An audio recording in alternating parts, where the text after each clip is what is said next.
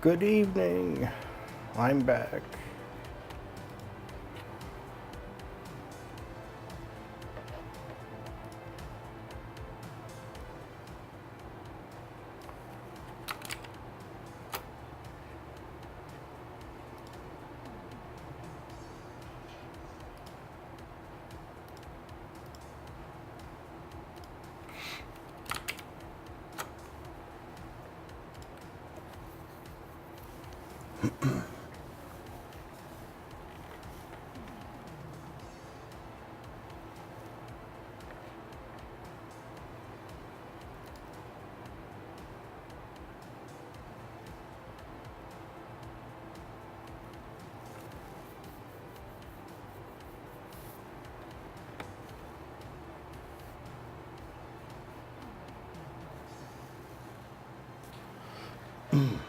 Okay.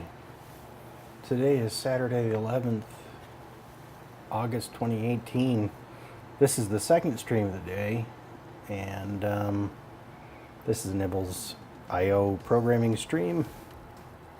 I am programming today to support the hackathon, and I'll be honest, like I'm up past my bedtime, so I'm probably gonna stream for a couple hours, and then I'll be back online maybe tomorrow. I'm not sure.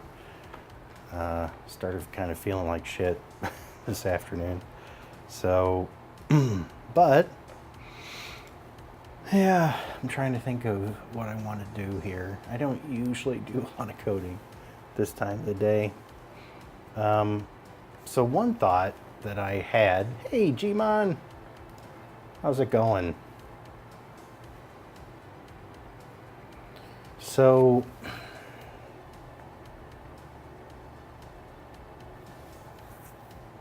let's see. I'm going to create a test project here. I want to test something.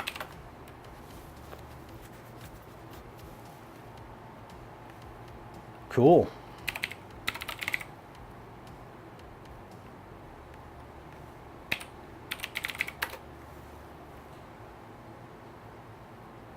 So here's my question, and I think I know the answer, but I would really like to test it to make sure.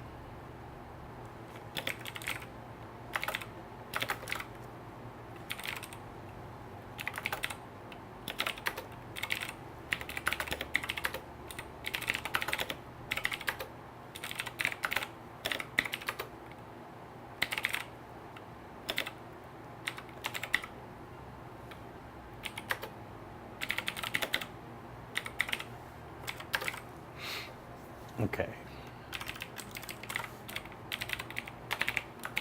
Because if this works the way I think it will, then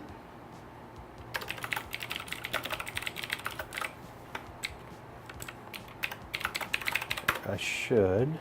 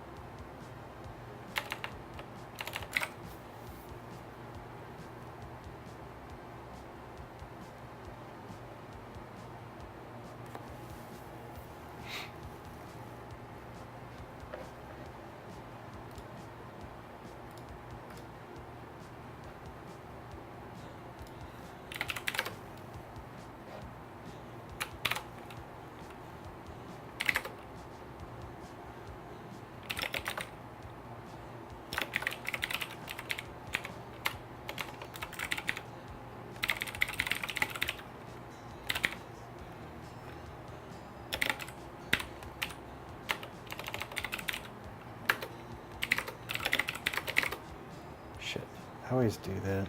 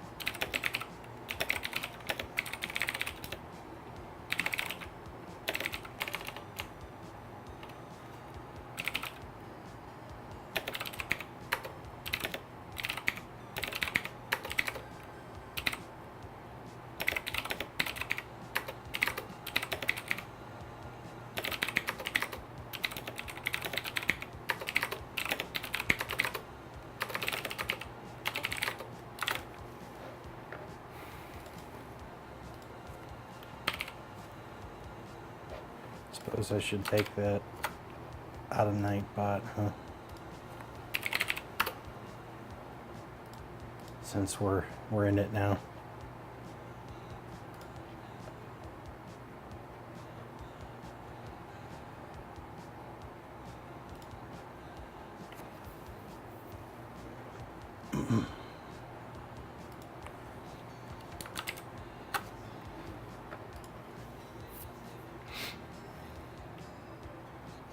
Hey, Miss Sugar Sahin.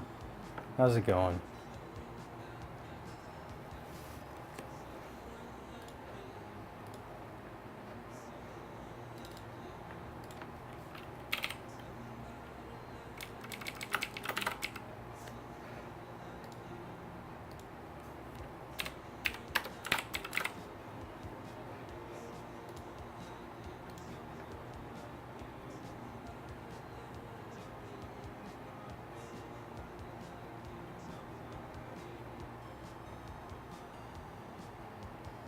Yeah, today I'm streaming because I'm one of the coordinators for the hackathon.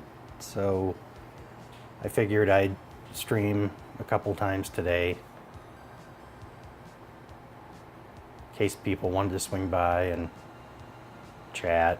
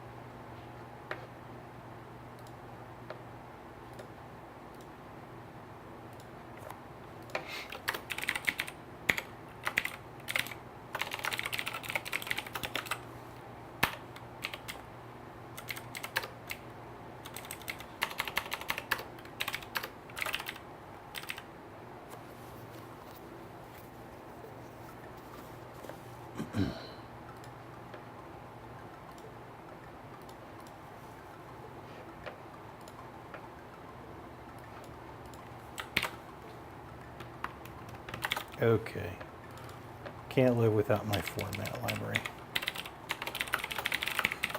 Okay, so temp.b is equal to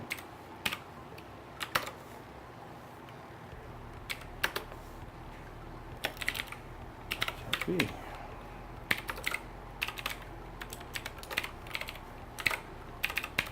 But here's what I want to do actually. I want to set quad word equal to DEAD B if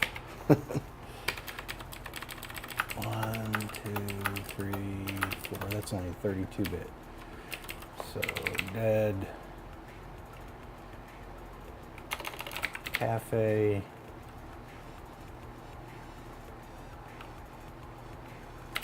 boob.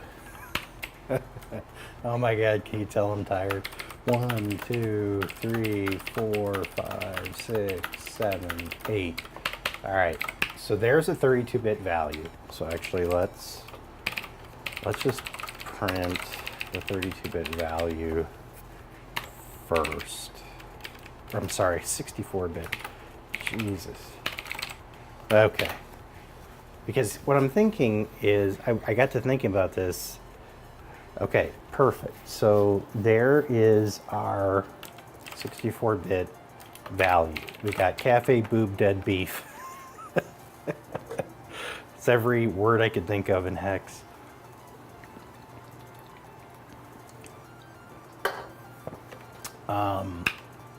Now, what I want to do is I want to just change the byte, which should change the EF in beef. Let's make that 7F. And then we're going to print the whole thing again.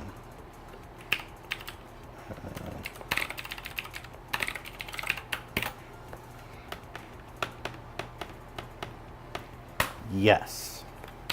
Okay.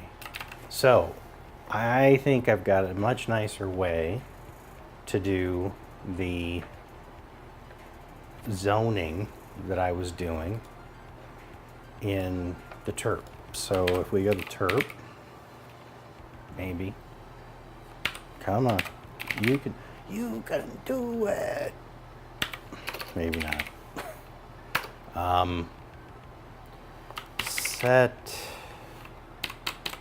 Set zone value. So we can get rid of this. We don't even need this. Because what we can do is we can change our register alias, value alias t. And the way we can change it is exactly the way I just had it in my little test program. And the union will take care of doing exactly what I want. changing or accessing the different zones of the overall value. Because the way the compiler works, right, is it takes the largest value. So these two are both 8 bytes. So this type is 8 bytes in size, excluding whatever padding or whatever. Although on a 64-bit CPU, this would just align to 8 bytes.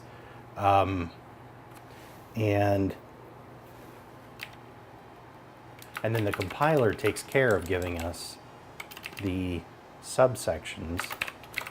So then if I set the word, let's set it to C000.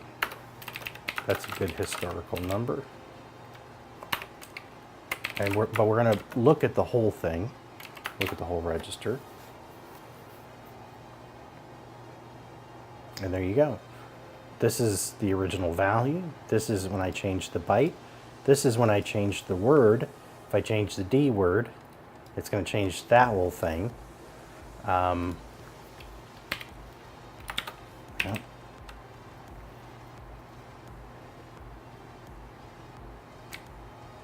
And then if I set the float, 32-bit float, to, I don't know, 3.145, whatever. And then I print the whole thing again. That's obviously going to change the bit pattern up to here, because it's a 32-bit float. So it overwrites the lower 32 bits, which is what I would expect of that register. And the upper 32 bits are unchanged. They stay the way that they were. But if I use a full 64-bit float, then it's going to change the entire thing. And it does. Okay. I like that.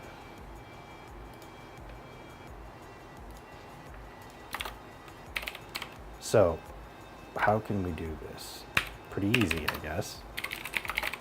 We'll just do byte, word, double word.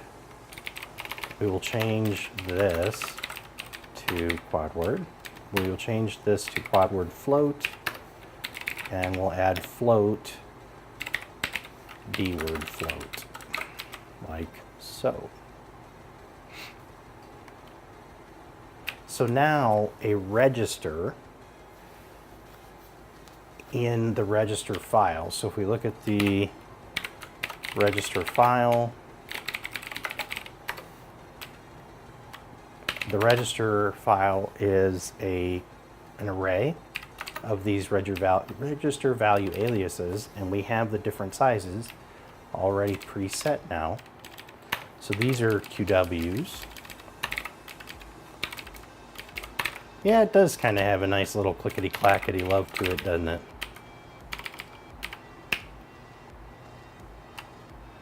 You should see when I get on a roll.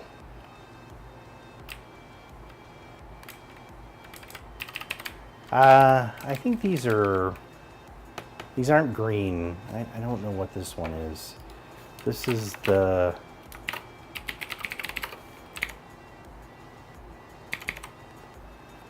This is the keyboard model. Razer, Black Widow, Chroma, V2 keyboard, key type.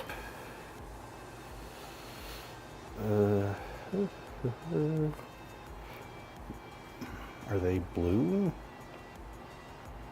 Green. It is green, I think, yeah.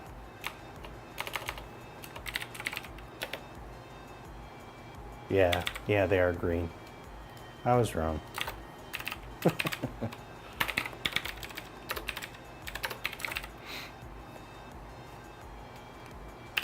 I love lots of clack, man. I mean, I don't know. I guess it makes me feel like I'm really truly accomplishing something.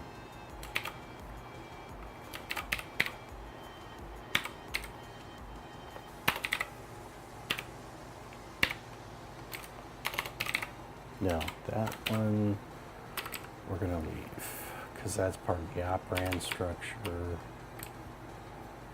I am working on a project called Basecode, which is a programming language that I'm designing. This is the compiler for it. This is actually the Bootstrap compiler, written in C++. So once this one gets far enough along, then I will start rewriting the compiler in Basecode itself.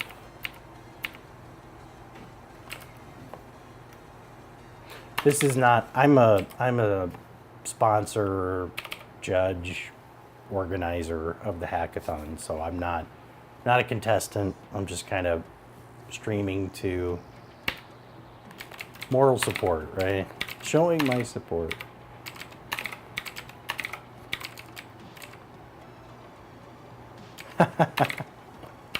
Yeah, but I am going to be judging you.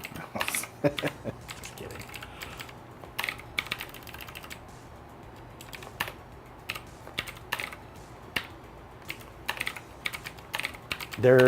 Well, I don't want to say if I scaled it really, really small, I could probably build a fourth implementation from scratch in 24 hours. Of course, I'd have to have tons of drugs so I could stay awake for 24 hours, but I could probably do that.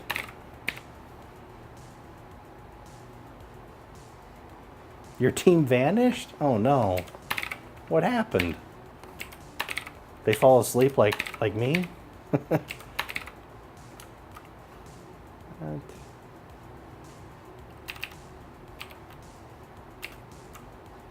Oh, this is operand.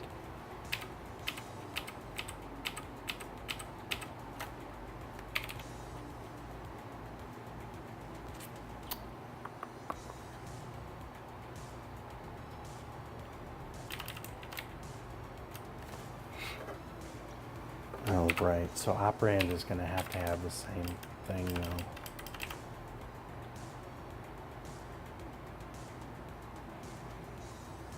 Uh-oh. That's not good.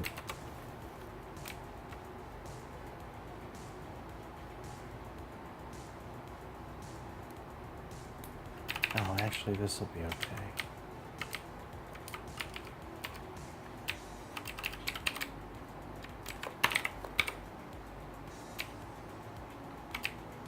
I know how I'll do this.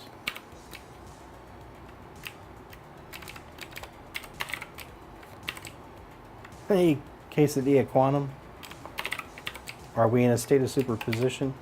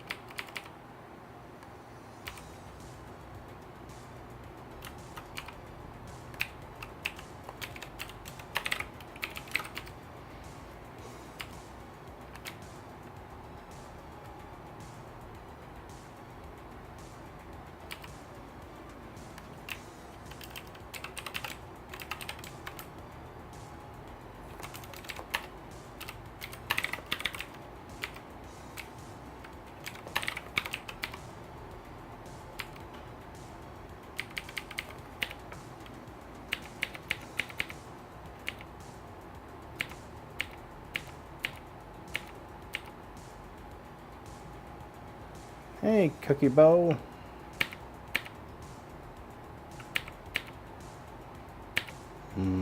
Cookies.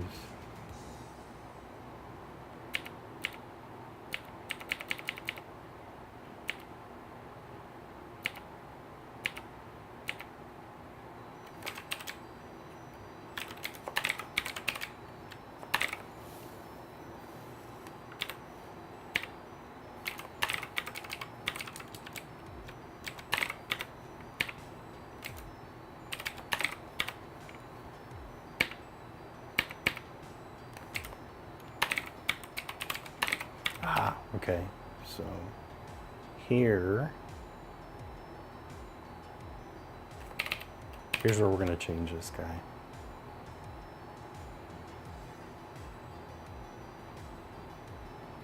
All right, but first,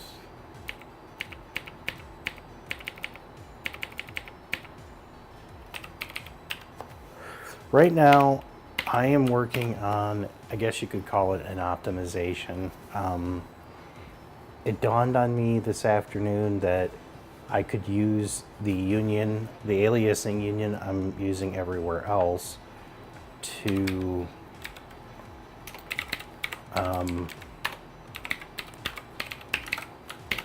do the zoning instead of manually doing the bit masking myself. Just let the compiler do it.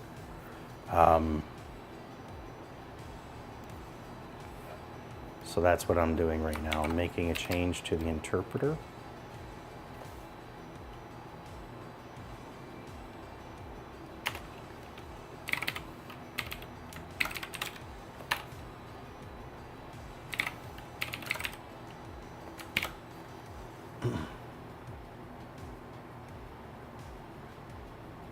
Hey, gun games.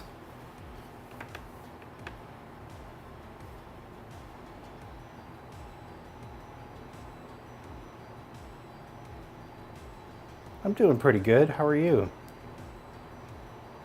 I'm up past my bedtime, so I might turn into a pumpkin. I don't know.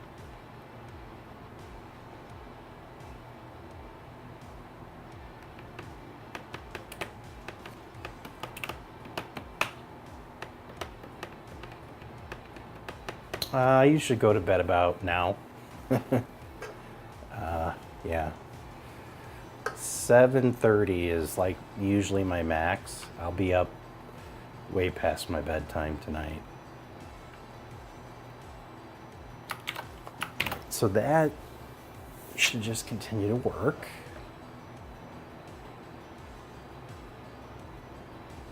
So you're a night owl then. Third shifter. Yep, this all looks good. Okay, so now, oh, I don't want to bookmark. I want set zone. Set, I can't type. Wrong class, right class. Okay, here's what I want to do. So instead of passing in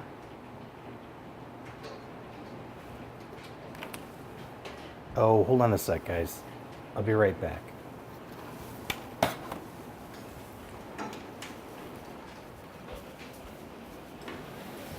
Oh boy. We got hail. Dang.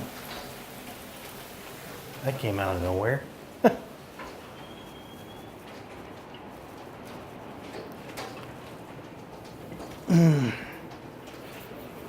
Yep, hailstorm.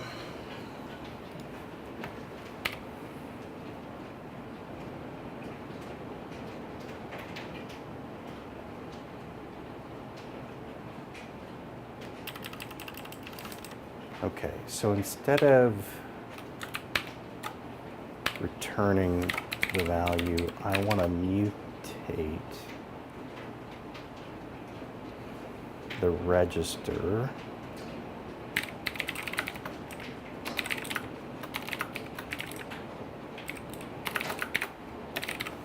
I might lose power. I don't know.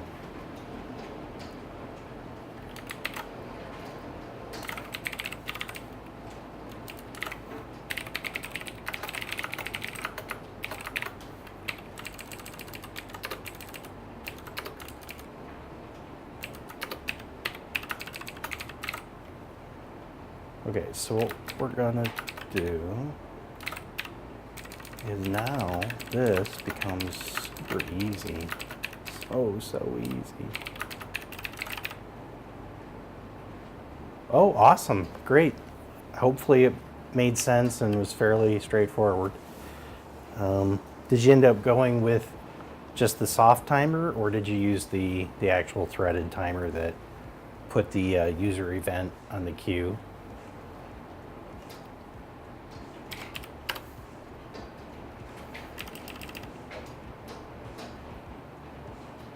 Cool, awesome. Yeah, glad it works.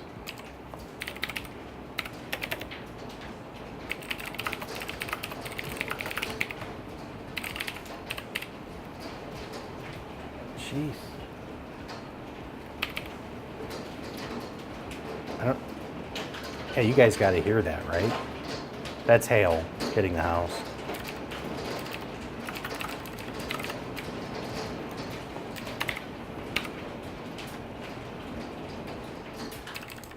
And it's done. No. Ah, weather in the desert.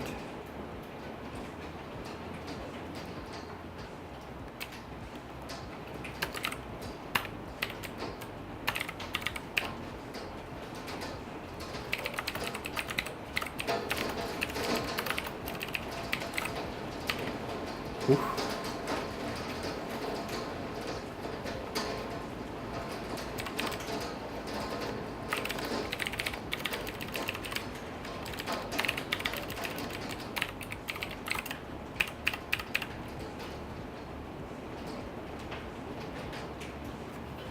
Okay, so now our set zone value is pretty easy. And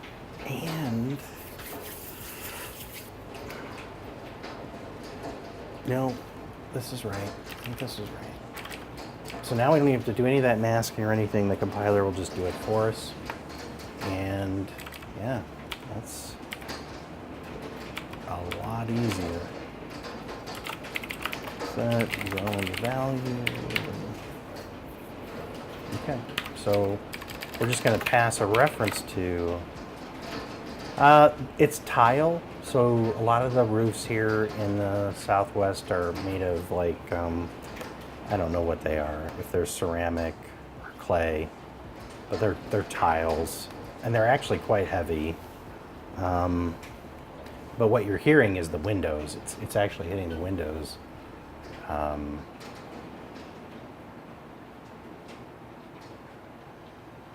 Pretty crazy.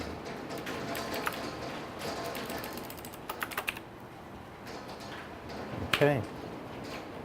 So now set zoned value, we pass a reference to the register we're going to change. We pass the value and the size. And that's it. And wow, nice refactoring. I like that. So let's take a look at that. And the other thing we've got too, which will fix the issue, well, we will have to change the operating encoding for float.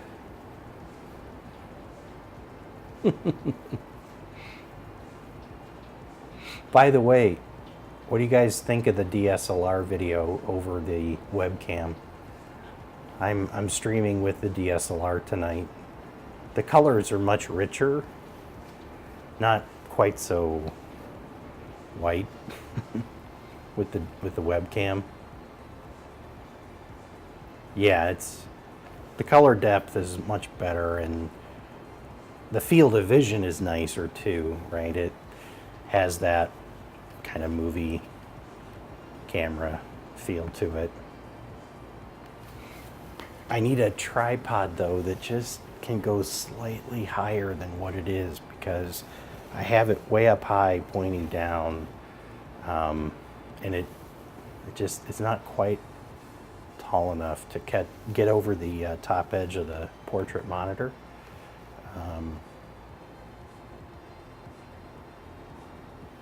Is it? Oh, the audio and the video, yeah. there might be a delay there. So one of the downsides, I got to do, so here's what I have to do. Right now, I have my Canon hooked up to my computer over USB, and I'm using the OBS capture window to get the image in here, because there's no, over the USB connection, there's really no other way to do it. But this camera has an HDMI output, and I have a video capture card hardware. So I think what I'm going to do is get a cable, and I'll capture it, the HDMI signal through the capture card, which then OBS can connect to the capture card direct, and that should be a bit faster. Now, again, the audio might not sync quite as well as with the webcam. I don't know. But I think there's some overhead right now with the way I'm capturing the image. But I wanted to test it, see what it looked like.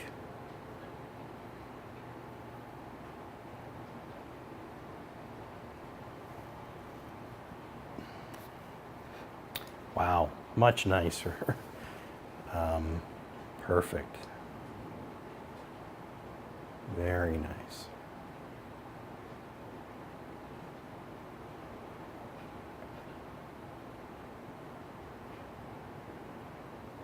No, different camera. I've had this camera for a while.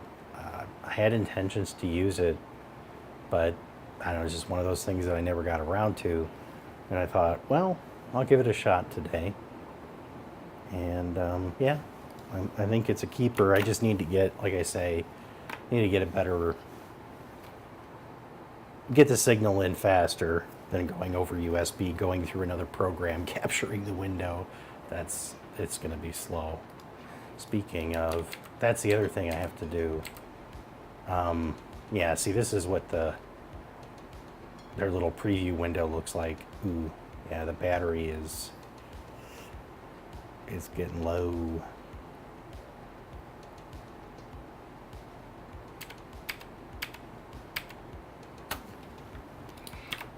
So if I cut out, I'll switch back over to the webcam.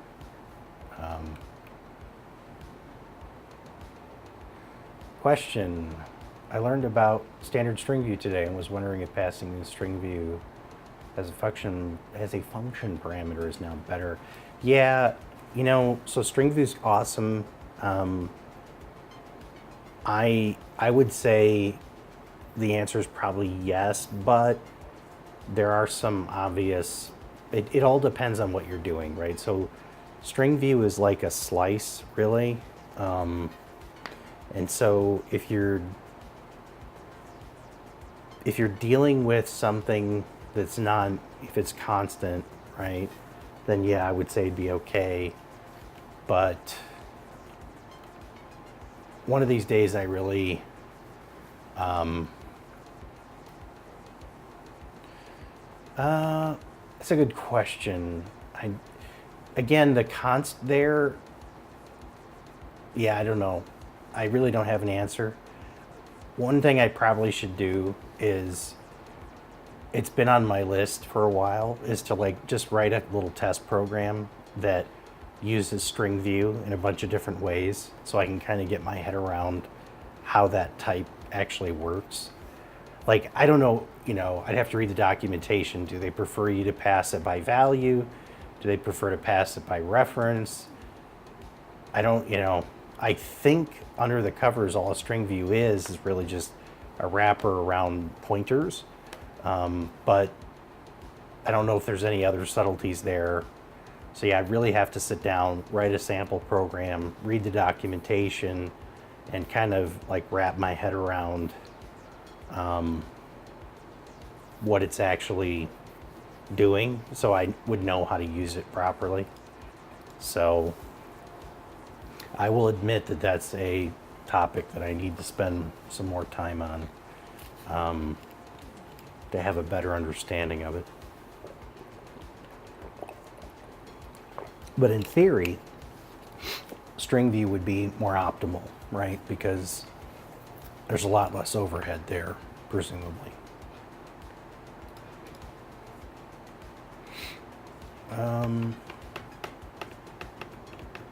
Okay, so let's look at this.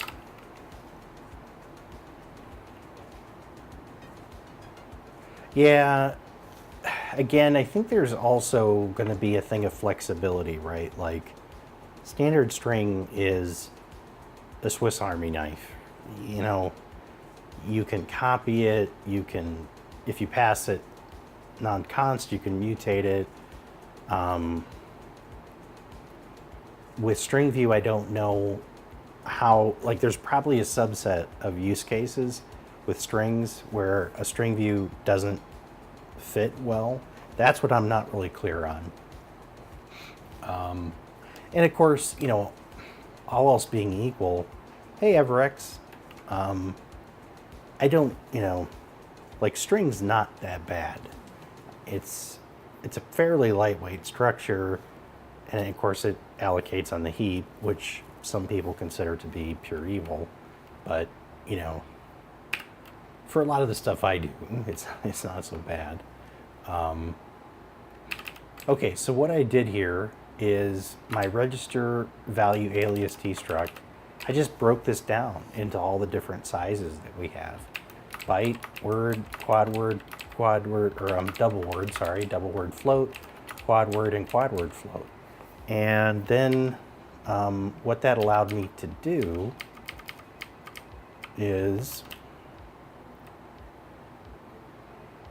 change set zone value. So now instead of doing all that bit masking stuff, I can just pass a reference to the register. No, I started about 6, a little over 6, a little past 6 my time. So I've been online for about an hour, I guess. I'm not done. Although I've been up 43 minutes, so I might have to change the battery in my camera though. We'll see how much longer it lasts before it blinks out. Yep. So then, everywhere, so I renamed the fields. I obviously had to make a bunch of naming changes again. But the big change was here, where in set target operand value, I'm calling set zone value. Now we just pass the reference to the register value alias, right? So this is from the register file. I'm just passing a reference to it, the value when I set it to, and the size, and we let the compiler through the union aliasing deal with all the bit masking. So it's much cleaner, which means I can probably get rid of some of those constants. Yeah, this was just renaming. So I have a lot of these constants. Yep. So I don't need that.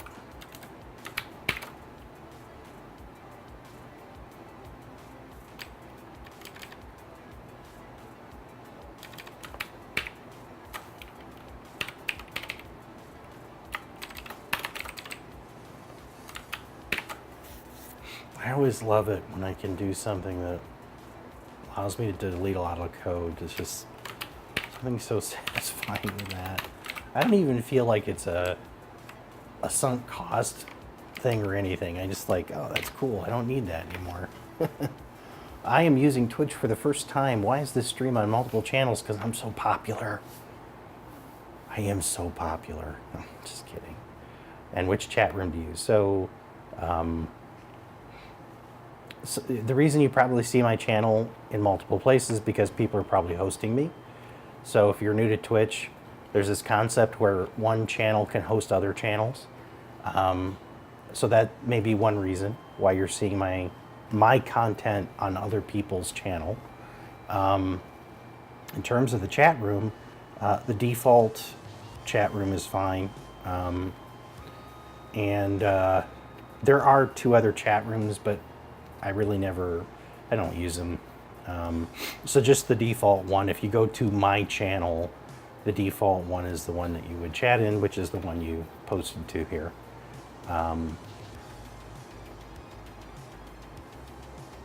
One important part of string view is that you lose implicit null terminator. Yeah, exactly. Yeah, see, there's little things like that, right? That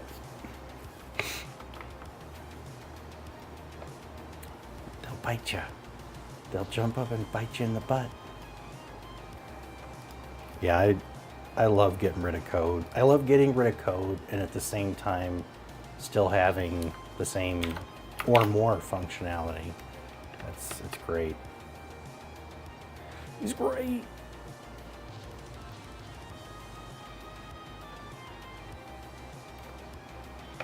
And that change is, that actually gave me back about 2 milliseconds on this. So it's faster, for sure. For sure, for sure.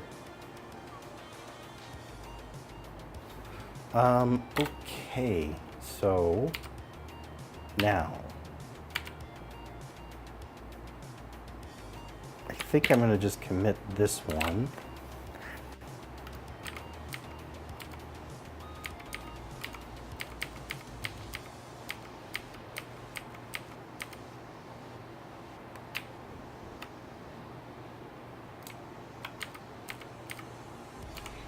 Oh, by the way, EverX, I committed, wow, really? Holy cow. So, out of curiosity, really? So can you tell me what the times were before and after? Like how many microseconds was it before the link time optimization and after? Although I would assume the link time optimization really probably just impacted size, right?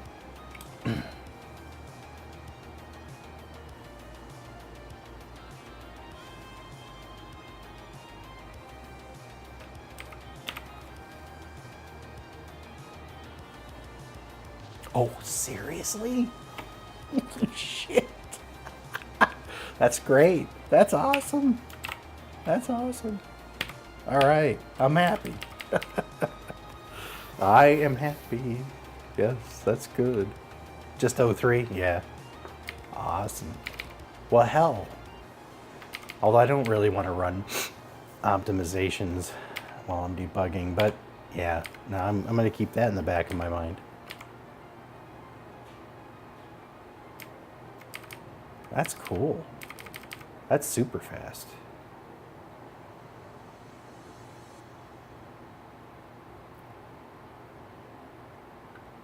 Oh, from the command line? Okay. Yeah, I can do that.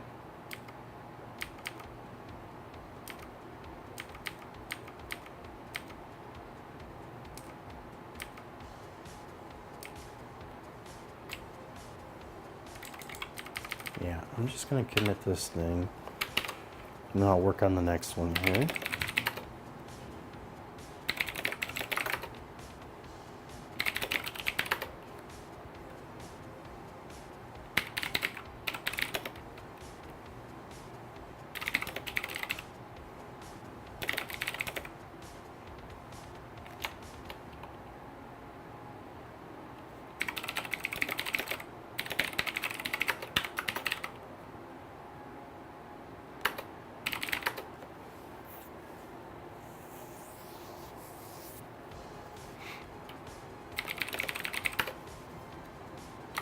Okay.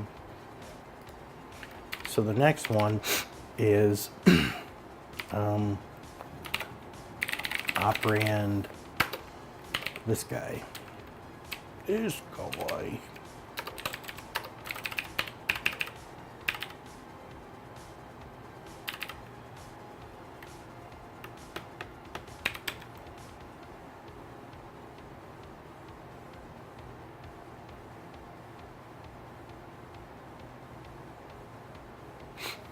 $0.50 still, 50 cents, Jesus.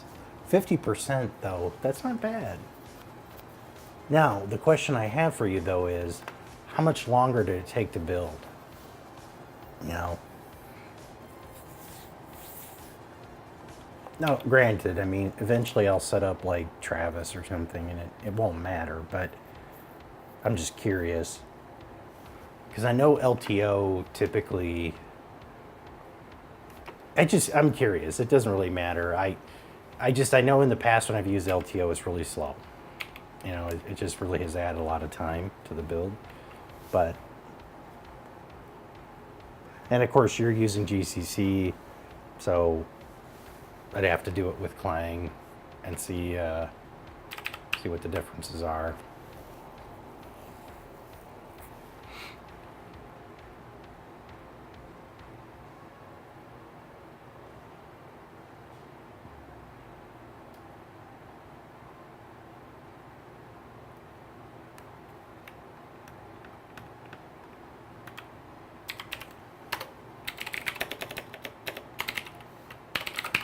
Yeah, so for operand value alias T, I'm going to add a float to the union because we definitely need that to fix the float side of it as far as the operand encoding goes.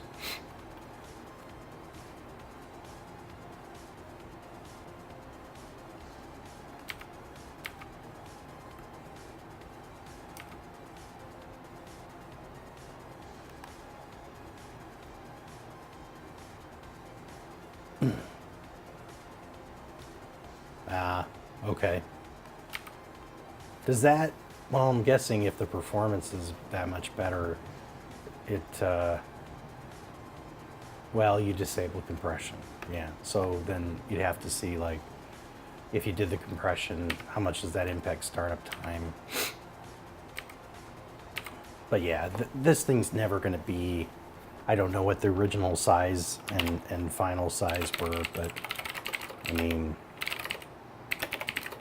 the compiler itself is tiny, right? The command line program. The library, yeah, it's not that big, 12 meg. At least compiled with Clang on my machine.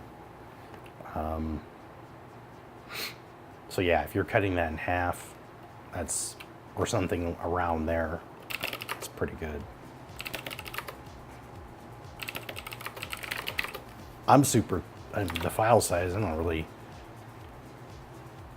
yeah. The size stuff doesn't bother me at all, really. Because, I mean, I'm never going to have a compiler that's the size of Microsoft Office. So I consider that a win.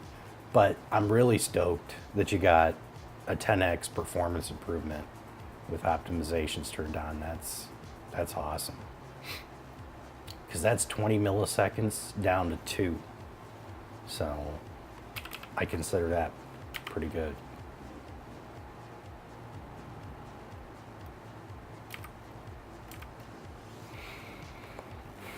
Okay, so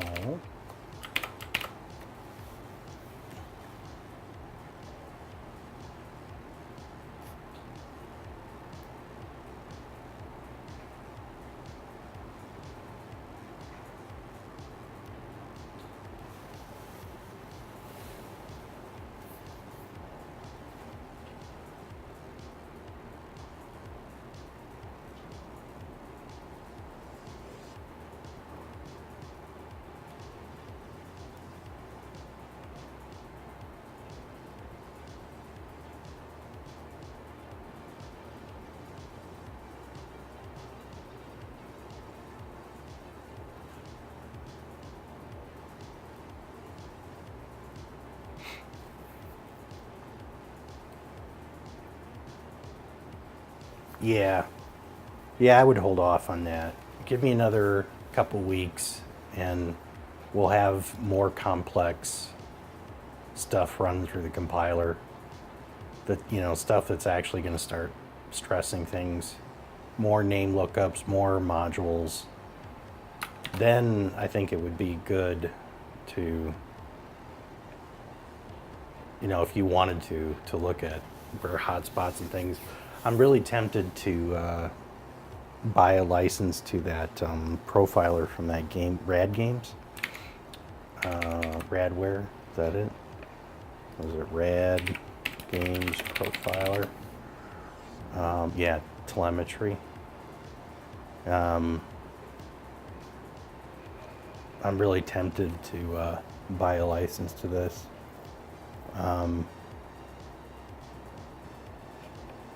But at the same time, and I'd be doing telemetry on something that I'm going to rewrite anyway, but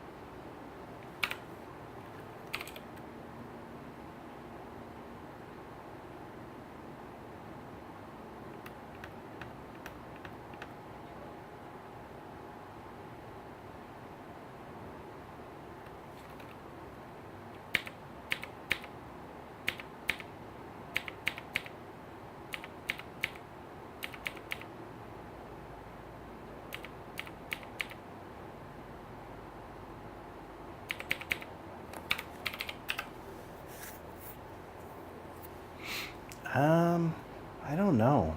It's a good question. Probably.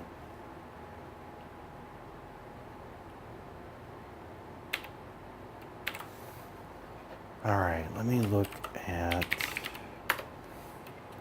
program. Uh-oh, battery low. Hold on a sec, guys. I'm gonna see if I have my other battery. Is it green? Yeah, give me 1 minute here. I'm gonna swap the battery.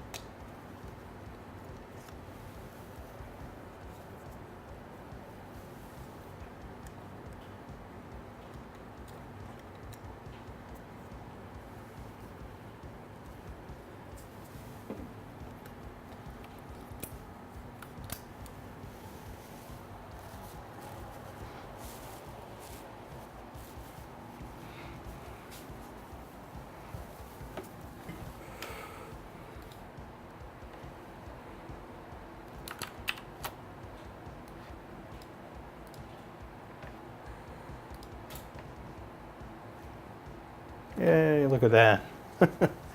Live swap.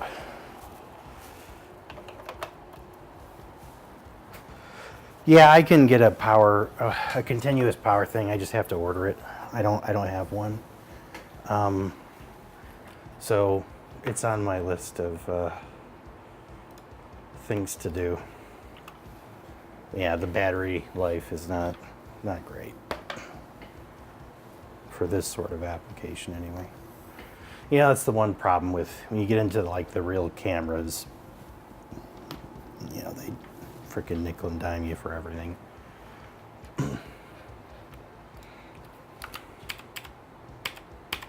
Okay. I'm really surprised that that worked as seamlessly as it did.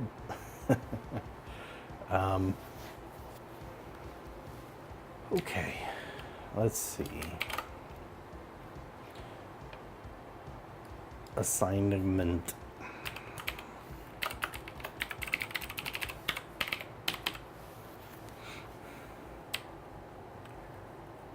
Okay, so in the evaluate function, when we see an AST node that is an assignment,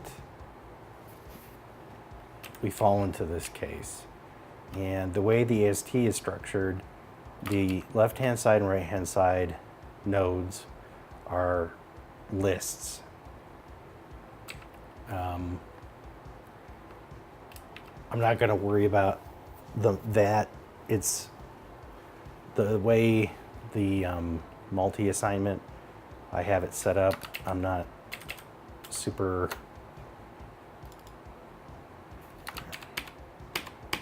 happy with that, but it's okay for now. If that'll change, I'll change it after I refactor this. But the basic gist is that we loop over everything in the target list, which is what's on the left-hand side. We grab that symbol node and we try to look things up, right? So we take that symbol node, we make a qualified symbol T out of it, we do a find identifier. If we found one, then that means we're modifying something, we're assigning to something that already exists. So therefore, it's not the declaration. And so then we're doing a binary operator. Otherwise, it's a declaration, and we do the declaration dance.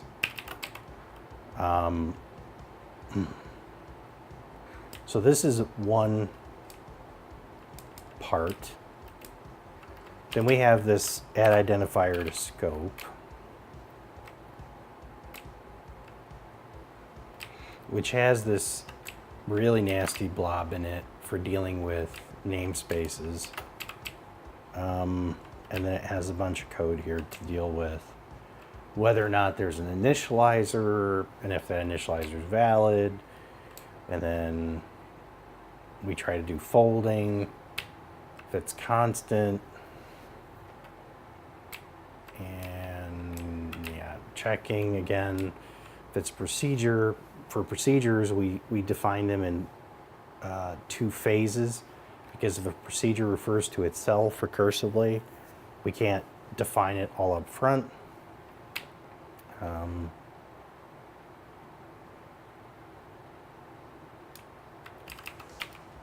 Okay, so that's add identifier to scope.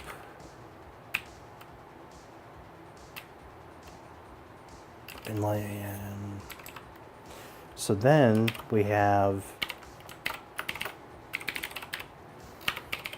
again in the evaluate, if we have a struct expression, we make the struct element itself, we add the new type to the active scope, and then we call add composite type fields. So this loops over the fields in the struct, and they're essentially in a struct, there are 2 cases. You can have an assignment. So this would be like if you're defining a procedure or if you're giving a default value to a field. And this loop is like, this is almost identical to that case statement that we just looked at. The only thing that's not, this is always a definition. It's always a declaration. It's never an assignment.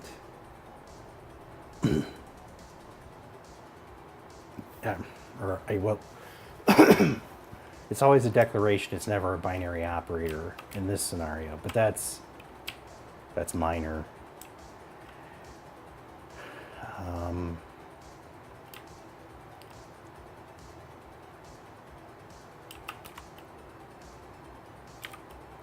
And then if we have a field that is just a symbol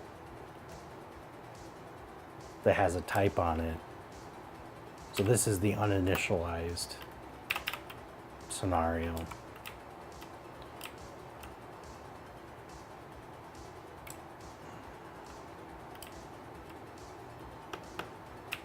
But this doesn't call add identifier to scope because it doesn't have any namespace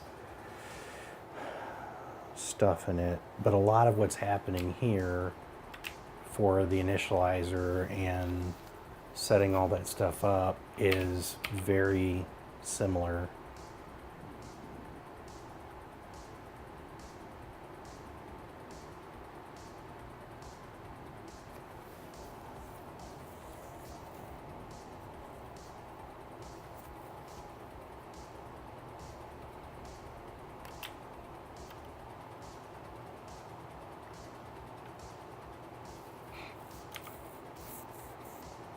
So I almost feel like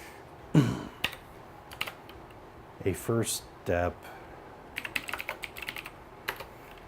would be to take this namespace thingamabob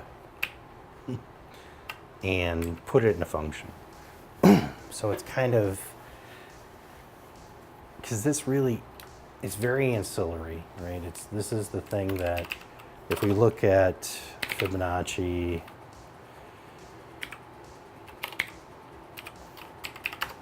right, that code, that namespace block I was talking about, it's the thing that handles generating these. And so what it really does is it takes this structure and it turns it into alpha compiler config is what happens. So that's what that loop does.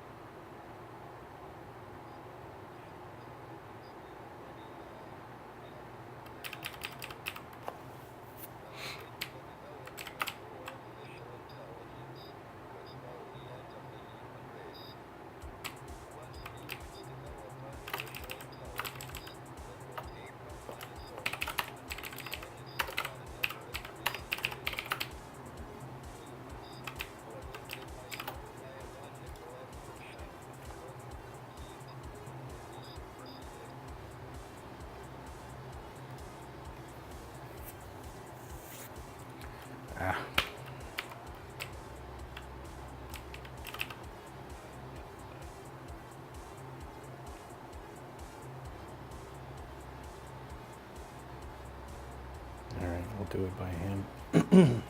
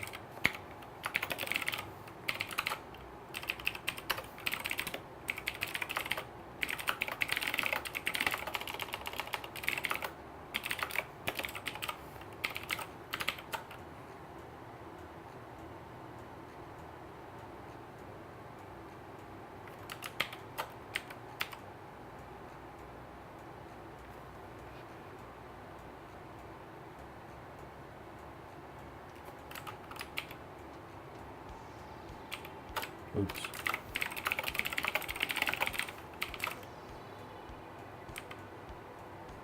Okay. And so then we return scope, because that's where we ended up.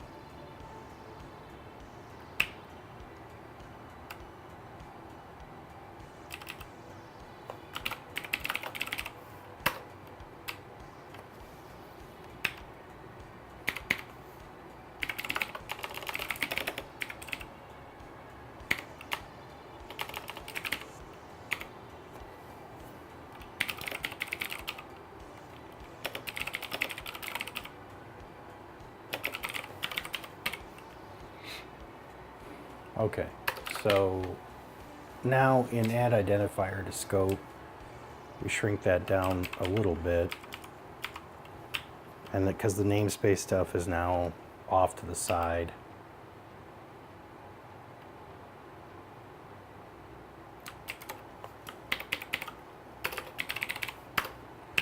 So just to kind of test that, A, B, C, D, namespace, and let's put AA equal 5 equals 7. And then we'll import A, B, C, D, then boozle will be Bing times AA plus BB.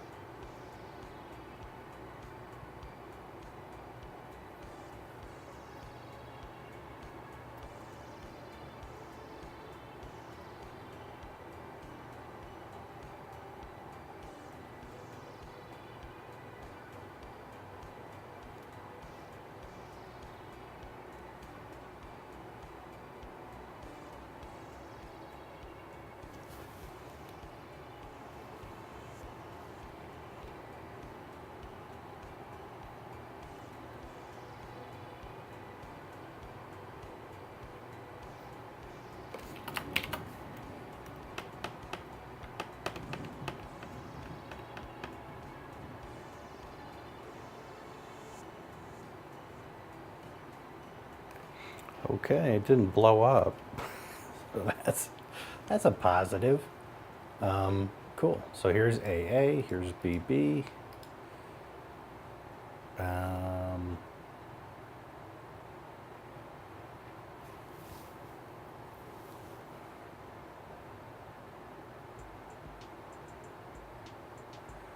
Okay, here's Boozle. We'll load up BB. Get the value. Here's Bing. Get the value. Here's AA. Multiply. Add. Store. What was 10? I10? I10 was AA. Yeah. Okay. Not bad at all.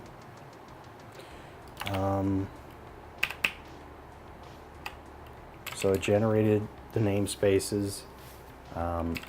We can test that, right? We'll take the import out.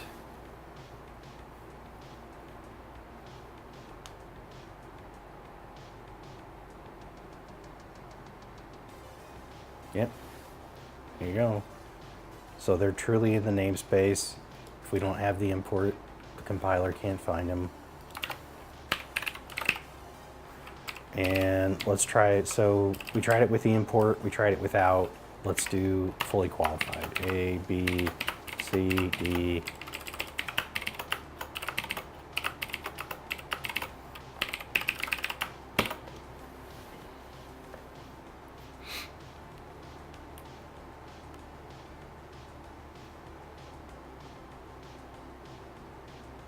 Yep, boom.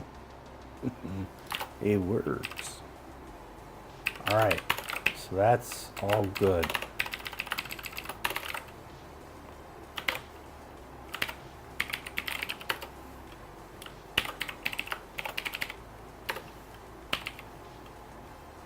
Okay.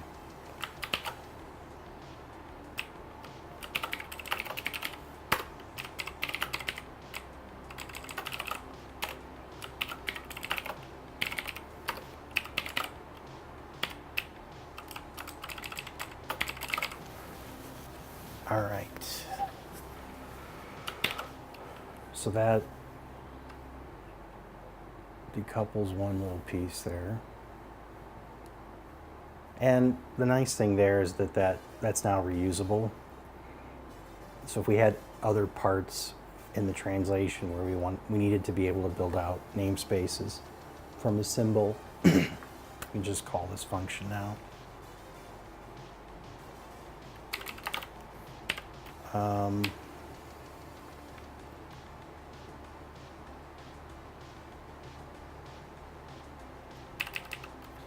right, so let's go to, oops.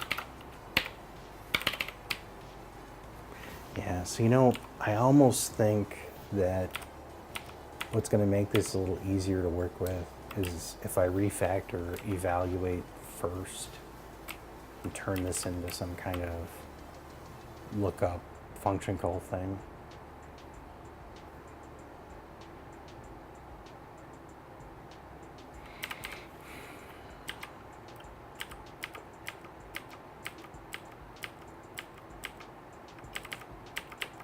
But before I do that, I think what I should do is all these maker functions, I'm thinking I need like a element builder.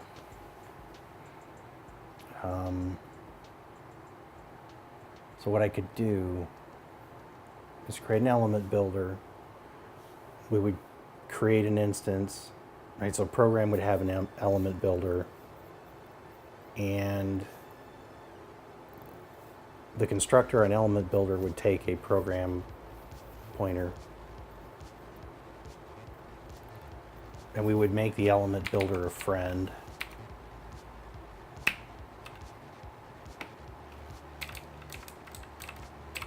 Hey, Scope Web.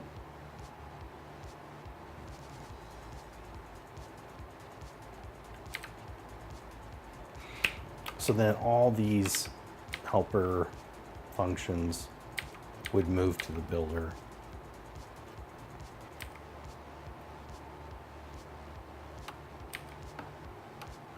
That's going pretty good. I've made a couple small improvements tonight.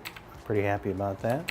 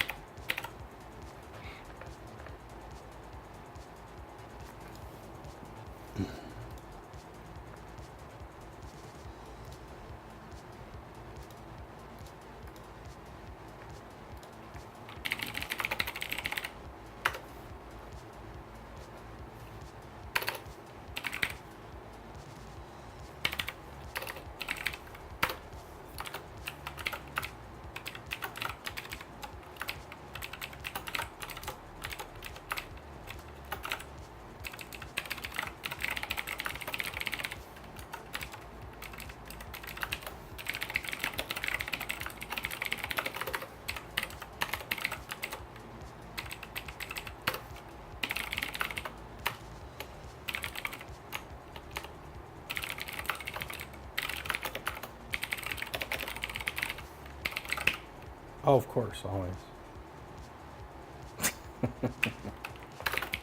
Stealing from my own. No, I'm just lazy. I never bothered to change Sea Lion and customize my templates.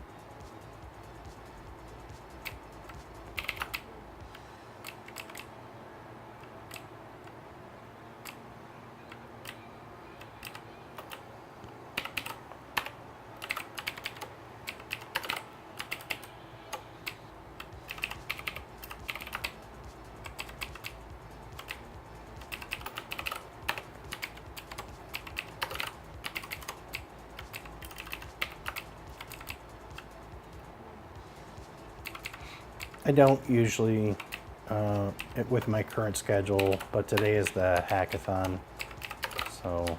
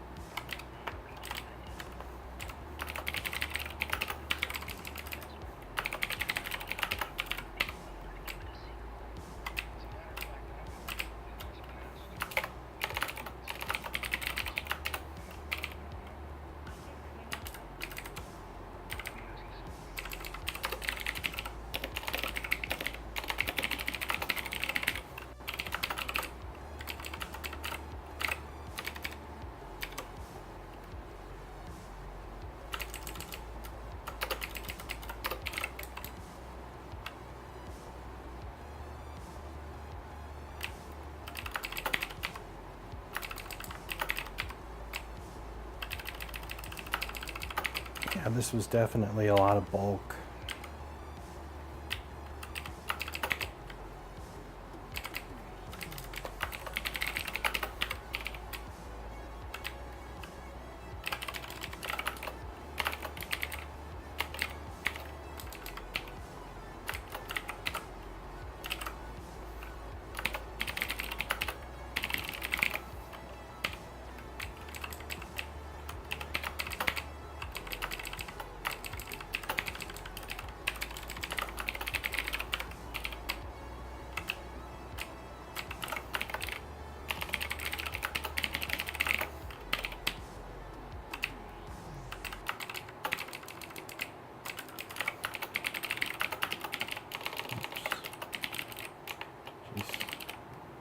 Type.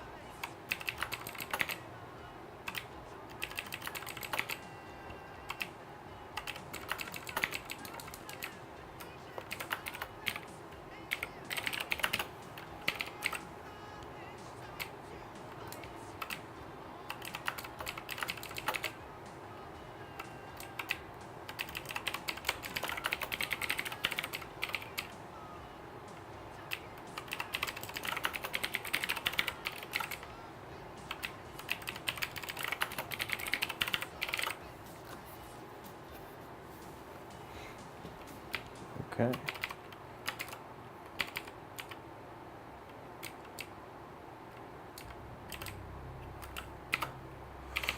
Let's move this into element types.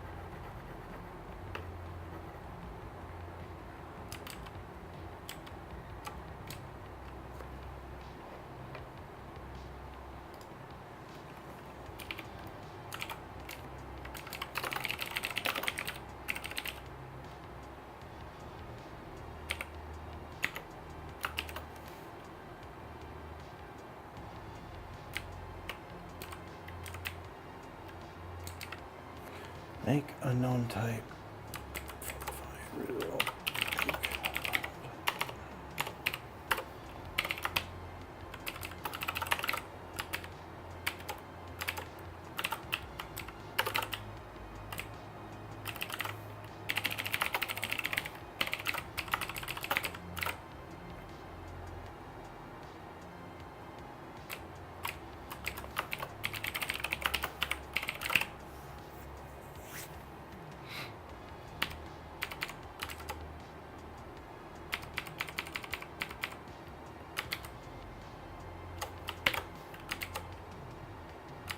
Okay, so then we've gotten rid of, so program's much more, the header file's 230 lines after I add in the element builder.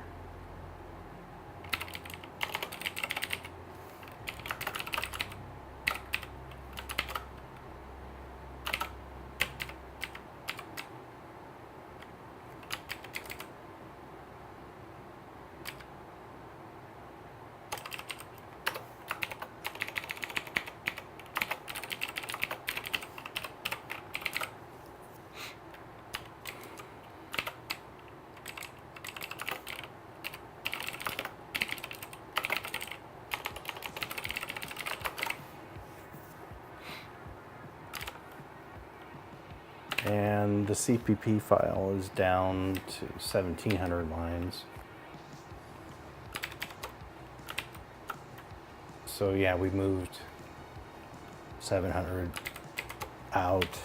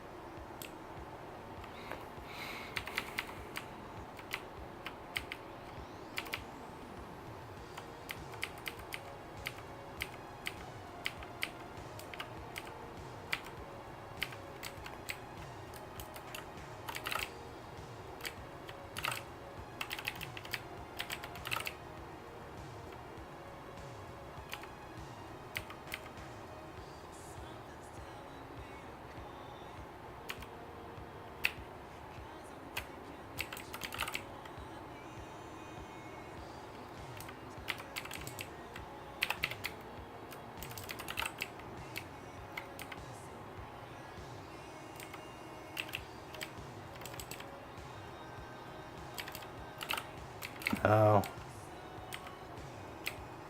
Well, I mean, in cases like this, it's just, again, I'd spend a bunch of time trying to figure out how to find everything.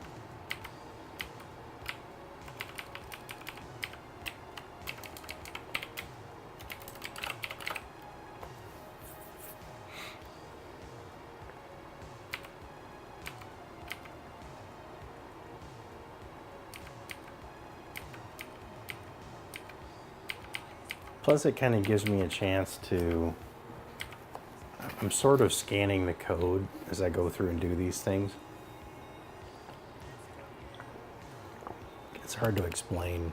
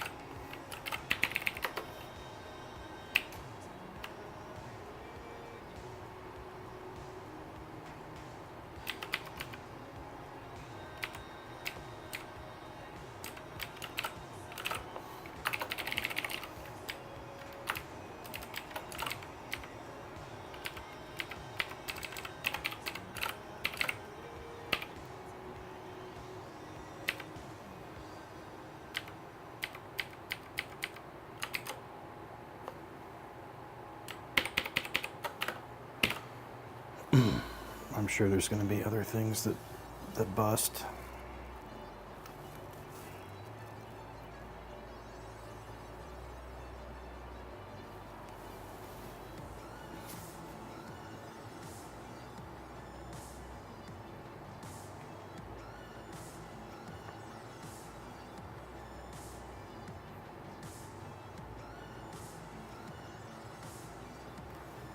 Cool.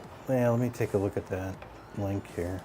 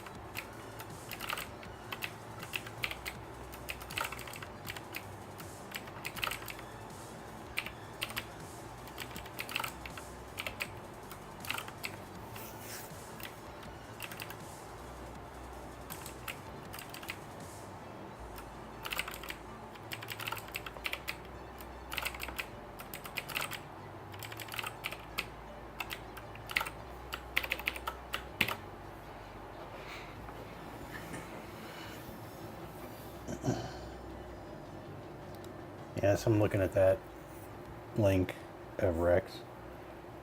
So 03, yeah, the build time really didn't change much.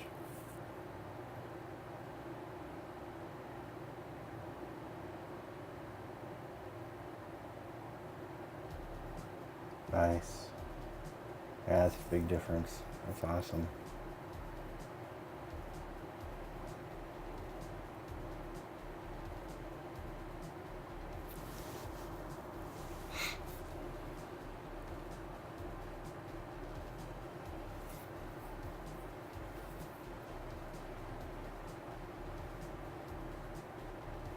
Nice. Very nice.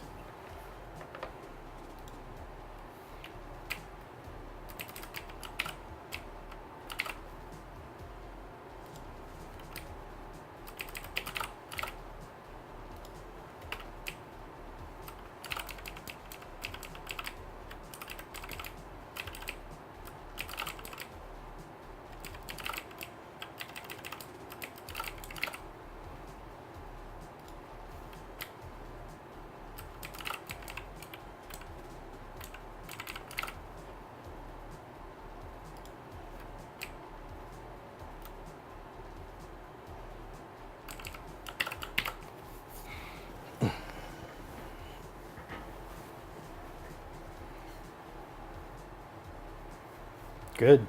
That's awesome. Yeah, I'm excited because, man, I want to get more going, more complex, bigger, badder, better.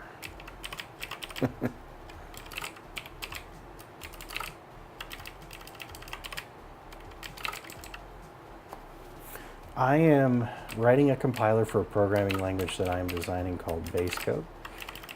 At the moment, I'm in the process of doing a refactoring. I need to clean up some stuff, so the next round of new functionality I do will be hopefully a little bit easier.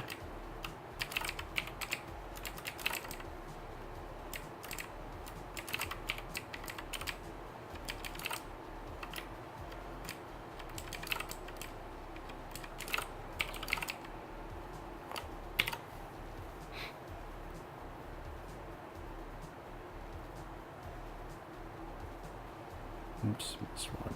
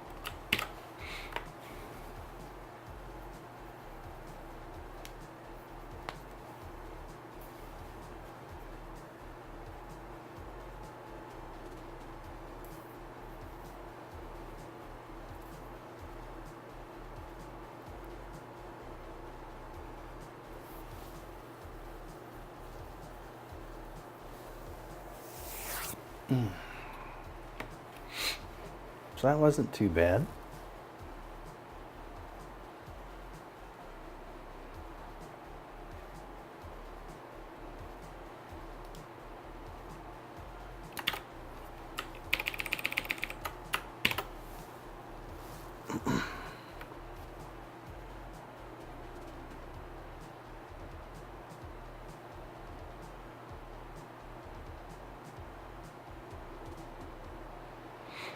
And refactoring worked, but what I would like to do is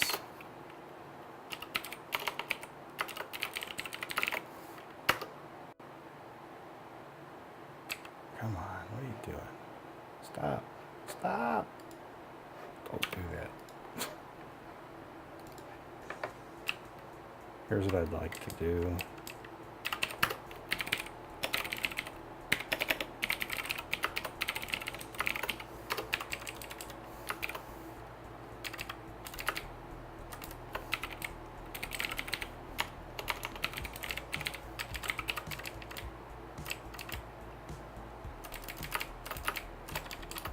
Tidy these up.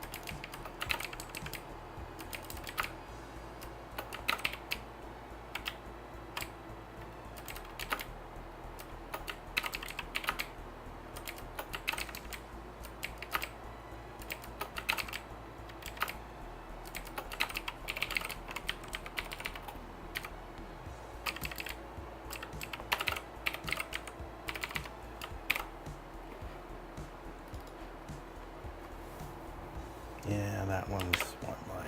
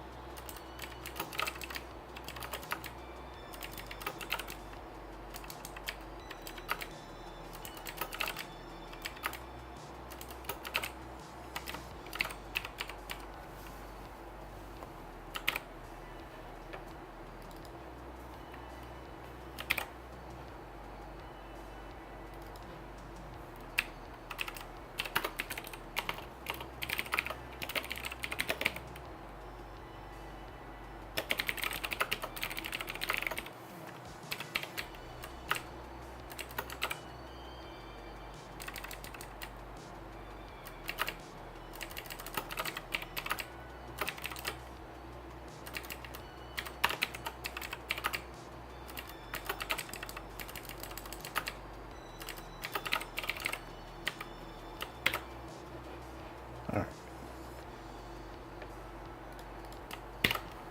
That tidies that up a little bit.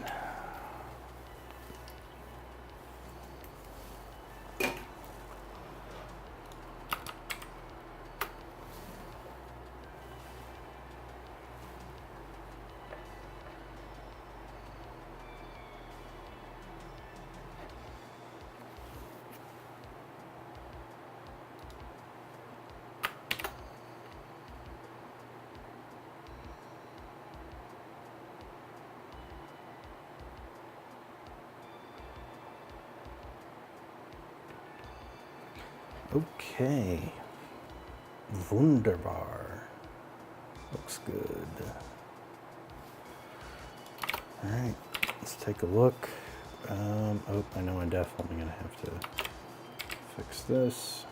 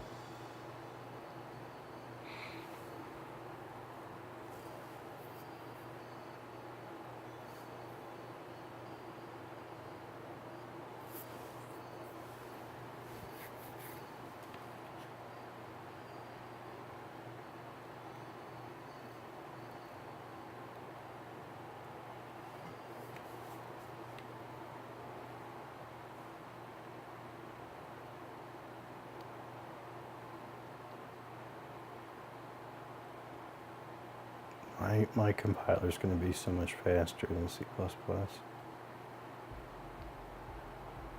So much faster.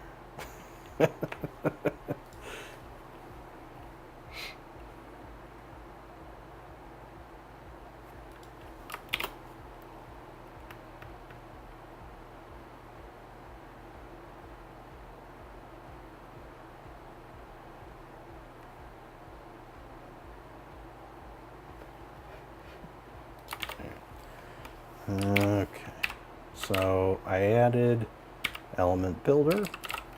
Element builder has, we pass in program pointer, which it caches, because it's really kind of a helper. We're going to be creating a bunch of these little helpers for program, essentially, so that stuff doesn't live right in there, but they collaborate tightly. So all the little make functions moved in here, and I more or less just copied things straight over, and the only difference is that I have to go through I'm choosing to go through the elements accessor here. There's a couple of private fields I'm touching on program. I probably, like the intern strings and the unresolved identifier stuff, I probably will, identifiers with unknown types. I'll probably, I don't know, create accessor for that, we'll see. And then program shrunk, obviously. Bunch of stuff. Now we have the element builder. The type find result T, I moved that to elements types that are the common header file that has all of our forward declarations in it and common types. I friended element builder for private stuff for now because it just makes it easier to do the refactoring. Eventually, I'm probably gonna try to unwind some of those. I did do another refactoring. I took the part of the code in add identifier to scope that was creating the namespaces, and I made that its own helper, add namespaces to scope. So all these maker functions come out and they go into the element builder. So now a program has an element builder, and then in the constructor we pass in ourselves, and then everywhere where we were calling the maker functions directly on program, we now go through the builder to get to those.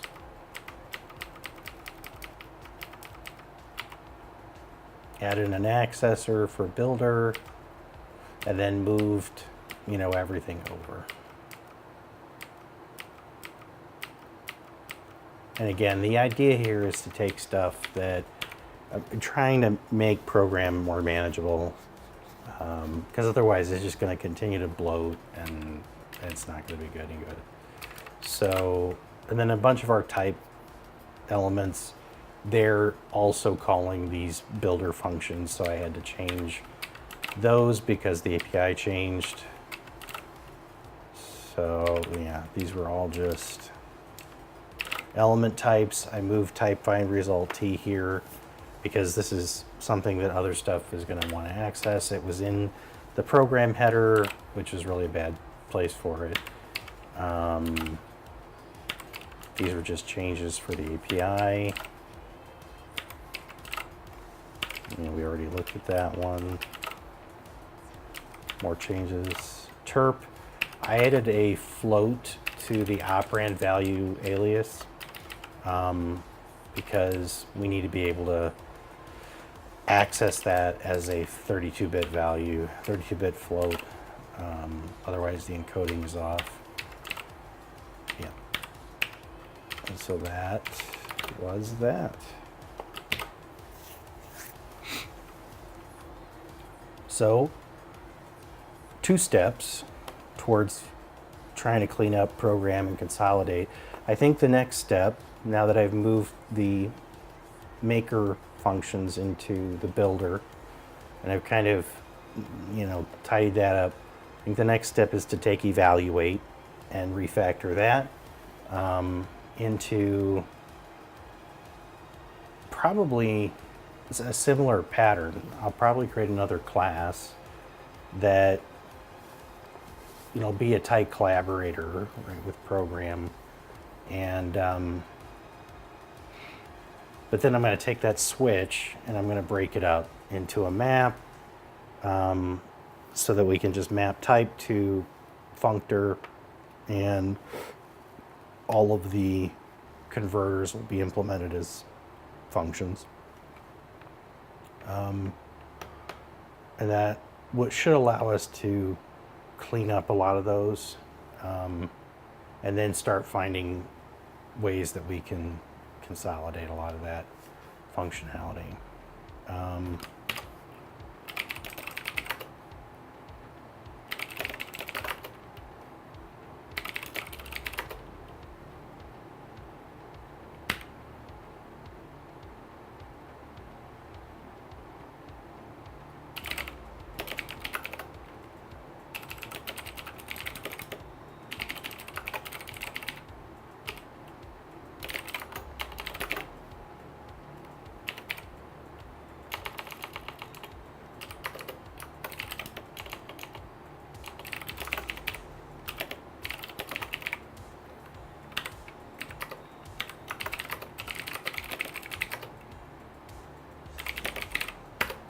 Okay, let's see if using that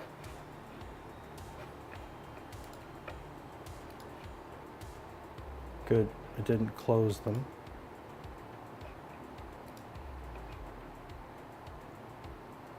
And it did link. Good, perfect. That's what I wanted. All right. So that's good. Yay. Happy day. All right.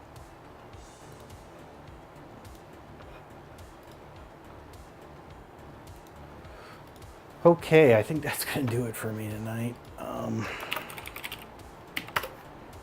Yeah, I'm toast. I'm ready for bed.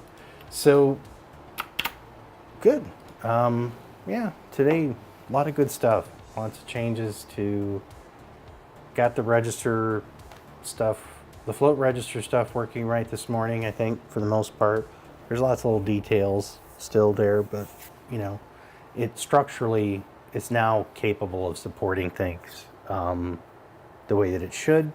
And I think it's going to make doing the next round of major functionality additions so much easier. I mean, it made a couple of incremental refactorings on program, and there's probably like 4 or 5 more to go. But, you know, we'll get that cleaned up. That's going to make adding what's left to that a lot easier. I also enhanced the interpreter. That was the first thing I did tonight. And the accessing the zoned, different size zones of a register is now, the compiler's handling that through the union. And that runs much faster than the manual way I was doing it. And it's simpler to read and reason about. So that's all fantastic. So yeah, good stuff. And anyway, yeah. I might be online tomorrow. I don't know. It depends on whether this headache that's been plaguing me continues or goes away. If it goes away, maybe. If not, I think I might just sleep most of the day. But let's see, who could we? Dev sauce. We got the dev sauce. Lots of hack-alongs, lots of hackathons, cool stuff. Oh, and then there's this asshole, Nibbles. Let's see, who can we raid?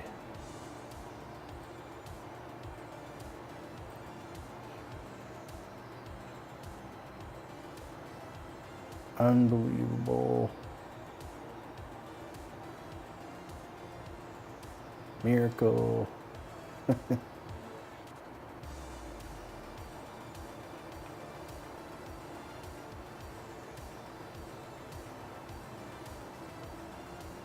Hey, let's raid Dishwash Lit TV. That's quite the handle. Dishwash Lit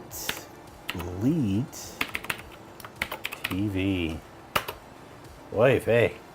All right, we're gonna raid this guy. He's participating in the hackathon, so say hi, watch him for a while. And if I'm not online tomorrow, see everybody Monday morning, my usual time, 5 a.m. And have a good weekend. Thanks everybody for dropping by, and have a good one. Bye.